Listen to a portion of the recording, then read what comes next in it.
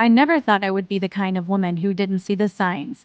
I was always the logical one, the friend who told other women, look deeper, check the patterns, don't let love blind you. But when it came to him I threw every warning sign into the fire. We met at a tech conference in Lagos in 2021. He was calm, easy spoken, the kind of man whose voice settles your heartbeat. He wasn't overly handsome, not the type that turns heads, but when he looked at you, you felt seeing asterisk. We exchanged numbers. He messaged me that night. By the next week, he was asking about my day, my dream, my fears, my family, everything. He wasn't love at first sight. He was love that sneaked in through the back door of consistency. For almost 3 years, he was the most present person in my life. Morning texts, random gifts, long calls about the future. He came to church with me sometimes. He met two of my closest friends. He cried once when he thought he might lose me during a fight. Who was I not to believe that this man loved me? He told me he lived in Abuja because of work. He visited Lagos often, sometimes staying 2 to 3 days at a stretch. I never pushed too hard because, well, long distance relationships are like that. You take what you get. But there were small things, little cracks. Nothing big enough to destroy the picture, but enough to make you slip. He was never available on Sunday evenings. Video calls at night were unstable network, and he always visited with a discreet duffel bag, never a suitcase. Still, I trusted him.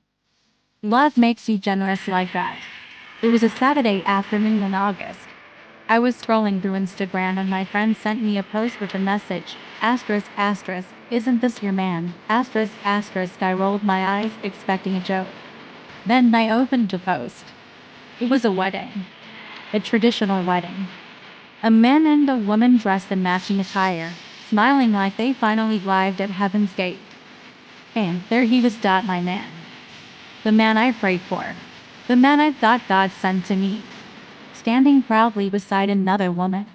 His bride. My hands went cold so fast I thought I was losing circulation. My chest tightened. My ears rang. I felt the room tilt. I zoomed in again and again, hoping, praying, that it was a lookalike, a cousin, anybody else. But it was him. His posture. His smile. Even the wristwatch I bought him on his last birthday.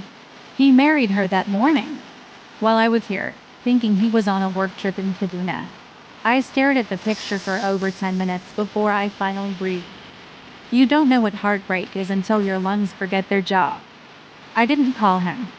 I didn't message him. I didn't block him. I just sat in silence and let the truth sit on my chest like a 2-ton brick. I cried that night. Long, heavy, chest-following sobs, the kind that makes you taste iron in the mouth. Not because I lost him, but because I lost the version of myself that trusted too easily. His explanation made it worse. He called me the next morning at 6:14 a.m. I didn't pick up. He called. Again. And again. 10 times.